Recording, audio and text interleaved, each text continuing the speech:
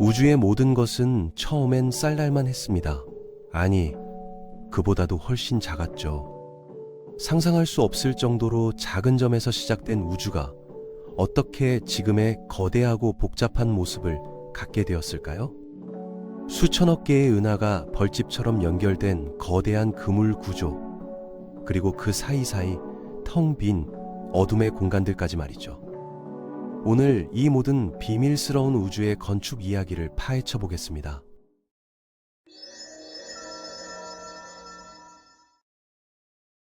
(138억 년이라는) 시간 동안 우주가 어떻게 변해왔는지, 그리고 우리가 살고 있는 이 거대한 구조 속에서 지구는 어떤 위치에 있는지 알아보는 시간이에요. 집 주소를 적을 때 우리는 보통 동네 이름부터 시작하죠. 하지만 우주적 관점에서 보면 지구는 태양계 안에 있고, 태양계는 은하수 은하의 나선팔 중 하나인 오리온팔에 자리 잡고 있습니다. 이 은하수는 다시 국부은하군이라는 더 큰 집단의 일부분이고, 국부은하군은 천여자리 초은하단에 속해 있죠. 그런데 더 놀라운 것은 이 천여자리 초은하단마저도 라니아케아라는 거대한 초구조체의 작은 일부분에 불과하다는 사실입니다. 라니아케아라는 하와이어로 무한한 하늘이라는 뜻이에요. 정말 적절한 이름이죠. 이 구조 안에는 약 10만 개의 은하가 들어있고, 우리 은하수는 그중 하나일 뿐입니다. 라니아케아의 크기가 얼마나 될까요? 지름이 약 5억 광년에 달합니다. 빛의 속도로 5억 년을 가야 한쪽 끝에서 다른 쪽 끝까지 갈 수 있다는 뜻이죠. 그런데 이것도 우주 전체에서 보면 그저 점 하나에 불과합니다. 우리가 관측할 수 있는 우주의 지름은 약 930억 광년이니까요. 만약 라니아케아를 농구공 크기로 줄인다면 우리 은하수는 쌀알보다도 작아질 거예요. 그리고 그 쌀알 속에 있는 태양계는 현미경으로도 보기 어려울 정도로 작겠죠. 이런 규모를 생각해 보면 우리마나 작은 존재인지 깨달을 수 있어요.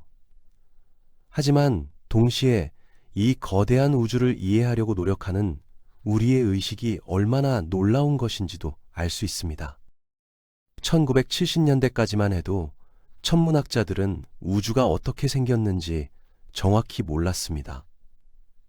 큰 망원경으로 하늘을 들여다보면 별들이 여기저기 무작위로 흩어져 있는 것처럼 보였거든요. 하지만 더 정밀한 관측 기술이 발달하면서 놀라운 패턴이 드러나기 시작했습니다. 은하들이 무작위로 분포되어 있는 게 아니라 마치 거대한 거미줄 같은 구조를 이루고 있다는 걸 알게 된 거죠. 반면 소련의 야코프 젤도비치는 완전히 다른 견해를 제시했습니다. 우주는 팬케이크 같은 평평한 구조들이 겹쳐 있고, 그 교차점에서 은하가 만들어진다는 거였어요. 마치 여러 장의 얇은 종이가 겹쳐 있는 것처럼 말이죠.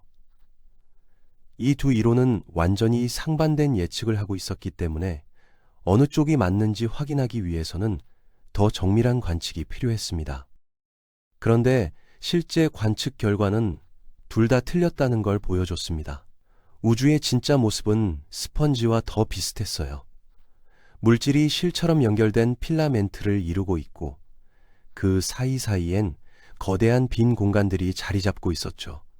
마치 목욕할 때 쓰는 스펀지의 구멍들처럼 말입니다.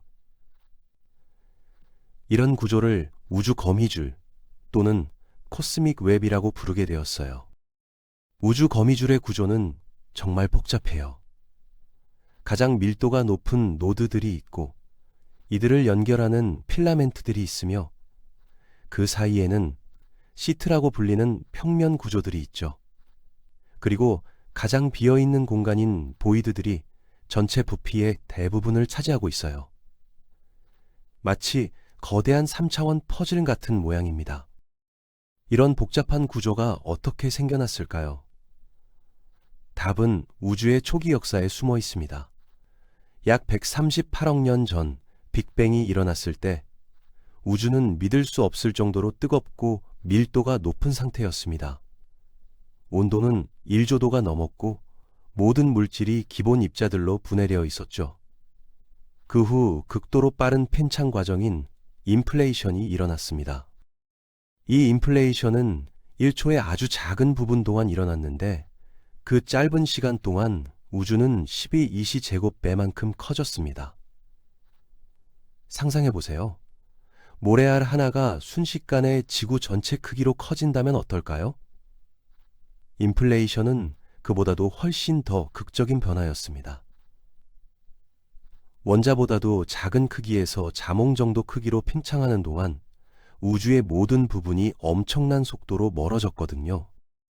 인플레이션 이론은 1980년대 앨런 구스라는 물리학자가 제안했어요. 처음에는 많은 과학자들이 너무 극단적인 아이디어라고 생각했지만 이 이론이 우주의 여러 특성들을 깔끔하게 설명할 수 있다는 걸 알게 되면서 널리 받아들여졌죠. 예를 들어 우주가 왜 이렇게 평평한지, 왜 모든 방향이 거의 같은 온도를 갖고 있는지 등을 설명할 수 있었거든요.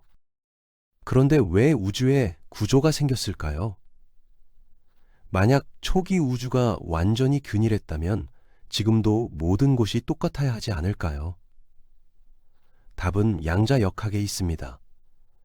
아무리 작은 공간이라도 완전히 비어 있을 수는 없어요. 양자 수준에서는 항상 미세한 요동이 일어나고 있거든요. 마치 잔잔한 호수 표면에도 아주 작은 파문이 계속 생기는 것처럼 말이죠. 이런 양자 요동은 정말 작아요. 원자 크기보다도 훨씬 작은 규모에서 일어나죠. 하지만 하이젠베르크의 불확정성 원리에 따르면 이런 요동들은 완전히 사라질 수 없어요. 에너지와 시간의 불확정성 때문에 진공에서도 입자쌍이 잠깐 생겨났다가 사라지는 일이 계속 일어나고 있거든요. 이를 진공요동이라고 해요. 인플레이션이 일어나기 전에는 이런 양자 요동들이 너무 작아서 아무 영향을 주지 못했습니다. 하지만 극도로 빠른 팽창이 일어나면서 이 미세한 요동들이 우주 크기로 확대되었어요. 마치 사진을 엄청나게 확대하면 작은 점들이 큰 얼룩으로 보이는 것처럼 말입니다. 이렇게 확대된 밀도 차이들이 나중에 별과 은하를 만드는 씨앗이 되었죠. 이 과정을 좀 더 자세히 설명해 보겠어요. 인플레이션이 시작될 때 우주는 인플라톤이라는 가상의 장으로 가득 차 있었습니다. 이 장의 에너지가 우주에 급속한 팽창을 일으켰죠. 하지만 양자 요동 때문에 이 장의 값이 공간마다 조금씩 달랐어요. 어떤 곳은 조금 높고 어떤 곳은 조금 낮았죠. 인플레이션이 끝나면서 인플라톤 장이 다른 입자들로 변환되는데 이때 장의 값이 높았던 곳에서는 더 많은 물질과 에너지가 만들어졌어요. 반대로 낮았던 곳에서는 상대적으로 적게 만들어졌죠. 이렇게 해서 초기 우주에 아주 작은 밀도 차이가 생겨났습니다. 이 차이는 정말 작아서 10만 분의 1 정도밖에 안 됐어요. 1989년 NASA가 발사한 코비 위성은 이런 초기 요동의 흔적을 처음으로 포착했습니다. 우주 마이크로파 배경 복사라고 불리는 이 신호는 빅뱅 후 약 38만 년 뒤 우주가 투명해지면서 방출된 빛이에요. 그 전까지는 우주가 너무 뜨거워서 자유전자들이 빛을 계속 산란시켜서 직진할 수 없었거든요. 마치 짙은 안개 속에서는 멀리 볼 수 없는 것처럼 말이죠. 코비가 측정한 온도 차이는 겨우 10만 분의 1 정도로 극히 작았지만 이것이 현재 우주 구조의 출발점이었습니다. 뜨거운 부분은 밀도가 높았던 곳이고 차가운 부분은 밀도가 낮았던 곳이에요. 이후 위킨슨 마이크로파 이등방성 탐사선과 플랑크 위성이 더욱 정밀한 측정을 해서 우주의 초기 조건을 상세히 알아낼 수 있었죠. 그런데 여기서 또 다른 신비로운 존재가 등장합니다. 바로 암흑물질이죠. 1970년대 베라 루빈이라는 천문학자는 나선 은하의 별들을 관측하다가 이상한 현상을 발견했어요. 은하 가장자리에 있는 별들이 예상보다 훨씬 빠르게 움직이고 있었던 거죠. 마치 놀이공원의 회전목마에서 가장자리 말들이 중앙말들과 같은 속도로 돈다면 얼마나 이상하겠어요? 일반적인 물리 법칙에 따르면 은하 중심에서 멀어질수록 별들의 공전 속도가 느려져야 해요.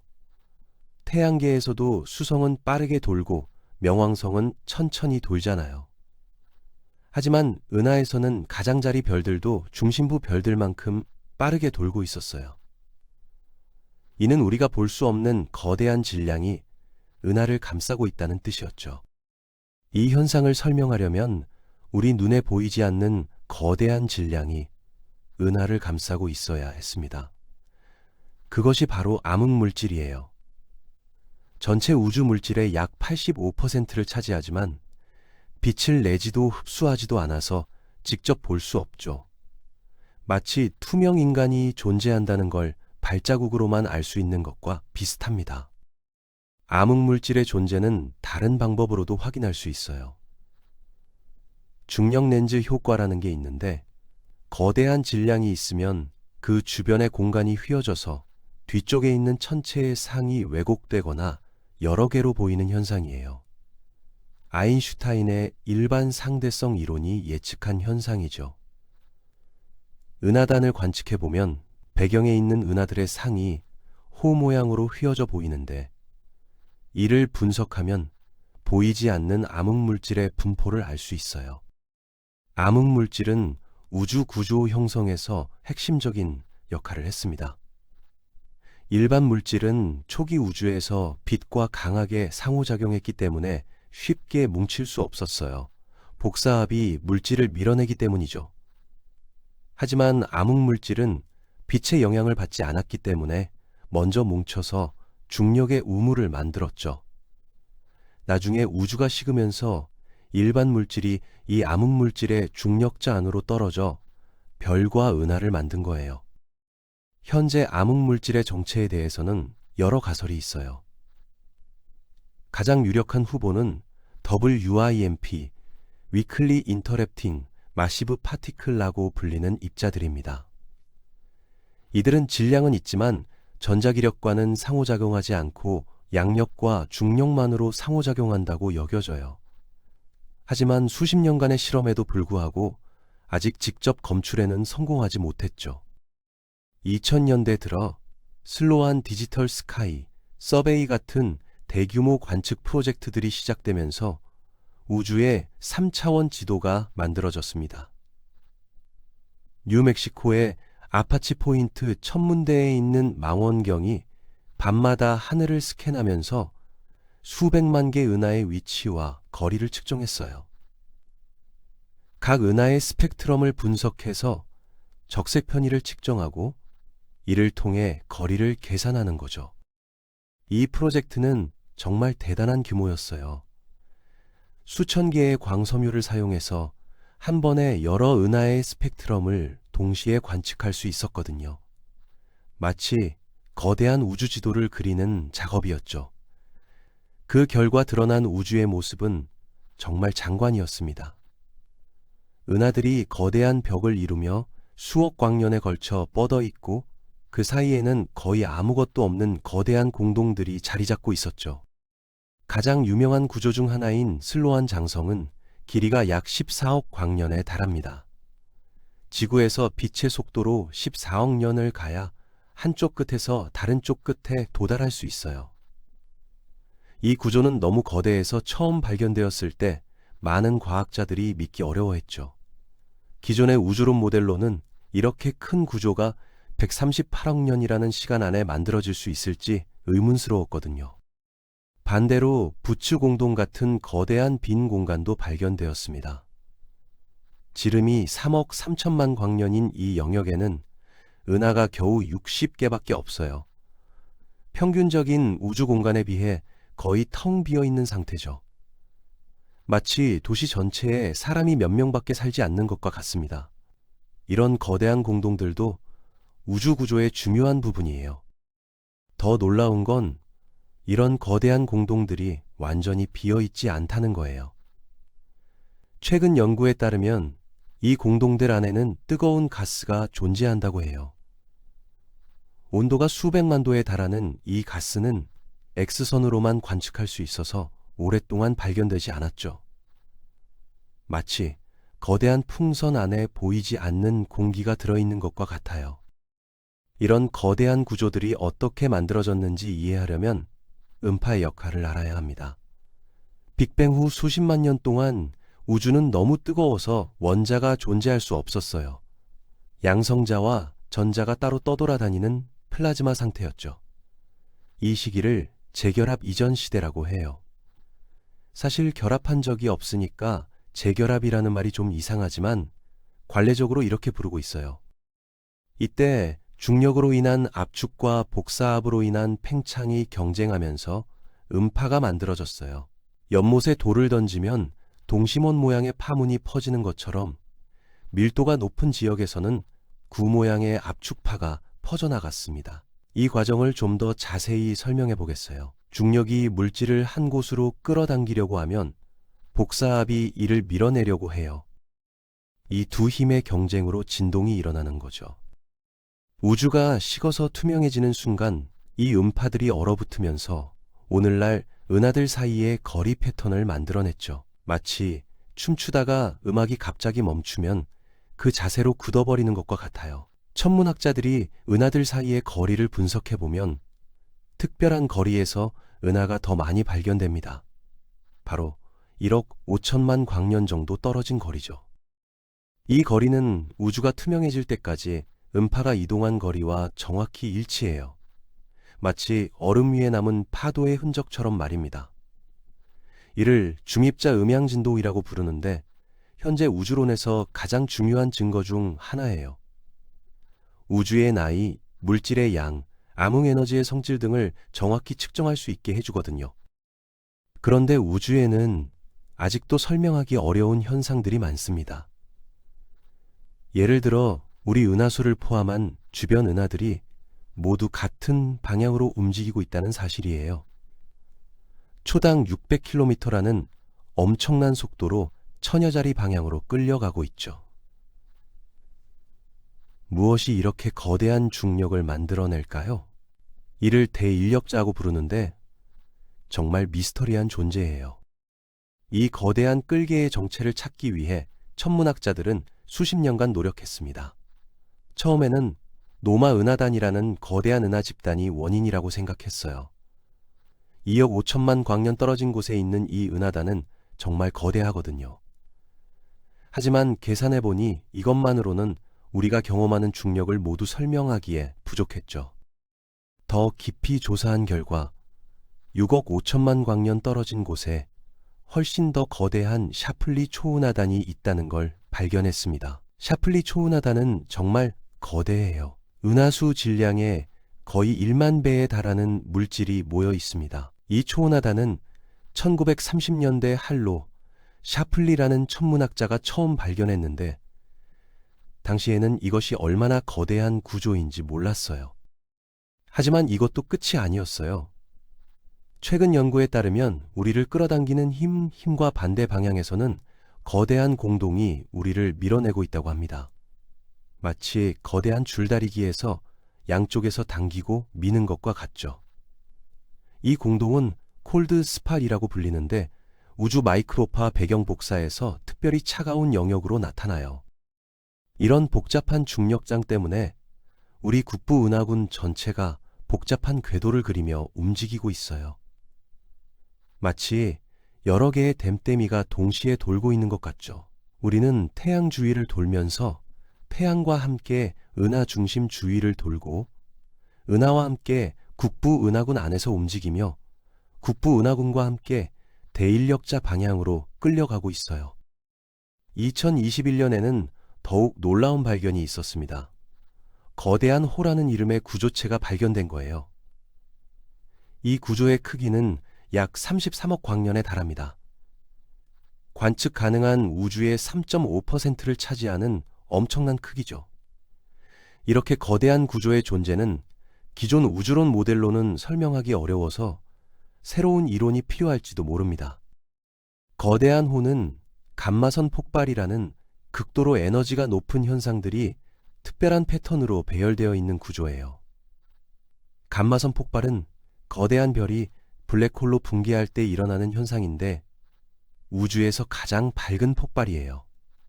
이런 폭발들이 우연히 거대한 호 모양으로 배열될 확률은 거의 없다고 봐야죠.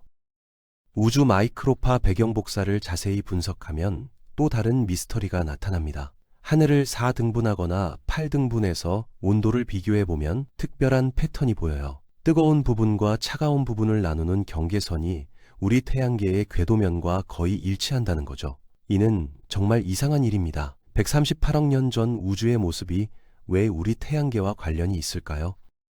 일부 과학자들은 이를 악의 축이라고 부릅니다. 우주가 코페르니쿠스 원리에 어긋나게 지구와 특별한 관계를 갖고 있다는 뜻일 수도 있거든요. 하지만 대부분은 단순한 우연의 일치라고 생각해요. 복권에 당첨되는 확률은 낮지만 누군가는 당첨되는 것처럼 말이죠. 또한 우리 은하의 먼지가 관측을 방해해서 생긴 인공적인 패턴일 가능성도 있어요. 또 다른 이상한 현상은 플로우의 방향성이라고 불리는 것입니다. 우주 대규모 구조를 분석해보면 은하들의 움직임에 특별한 방향성이 있다는 걸 알 수 있어요. 마치 거대한 강물이 흐르는 것처럼 말이죠. 이는 인플레이션 이론의 단순한 예측과는 맞지 않는 현상이에요.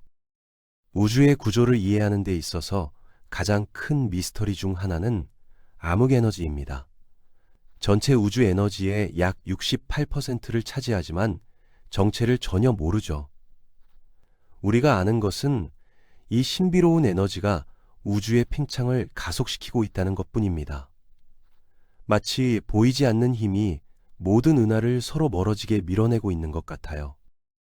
1990년대 후반 두 연구팀이 먼 초신성을 관측하다가 놀라운 사실을 발견했습니다. 우주의 팽창이 느려지는 게 아니라 오히려 빨라지고 있다는 거였어요. 중력 때문에 팽창 속도가 점점 줄어들 것이라는 예상과 정반대 결과였죠. 이 발견으로 3명의 과학자가 2011년 노벨 물리학상을 받았습니다. 솔 퍼머터, 브라이언 슈미트, 애덤 리스라는 과학자들이었어요. 초신성을 이용해서 우주의 팽창을 측정하는 방법은 정말 영리해요. 1A형 초신성이라는 특별한 종류의 폭발은 항상 같은 밝기로 터지거든요. 마치 우주에 흩어진 100와트 전구들 같은 거예요.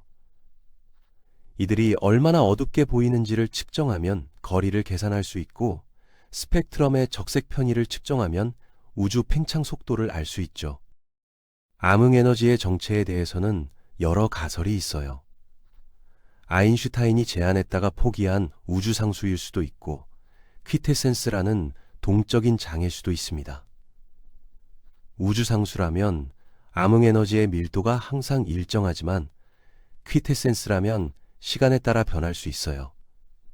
아니면 우리가 중력을 잘못 이해하고 있을 수도 있죠. 만약 우리의 중력 이론이 틀렸다면 어떨까요?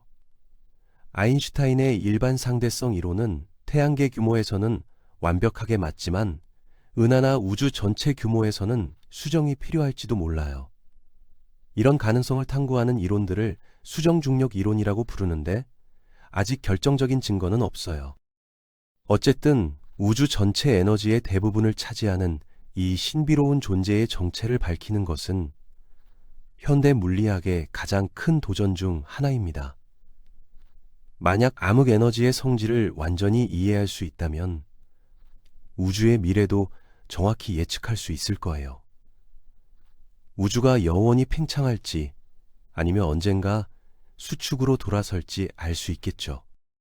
현재 진행 중인 다크 에너지 서베이나 유클리드 우주망원경 같은 프로젝트들이 이 미스터리를 풀어줄 수 있을 거예요.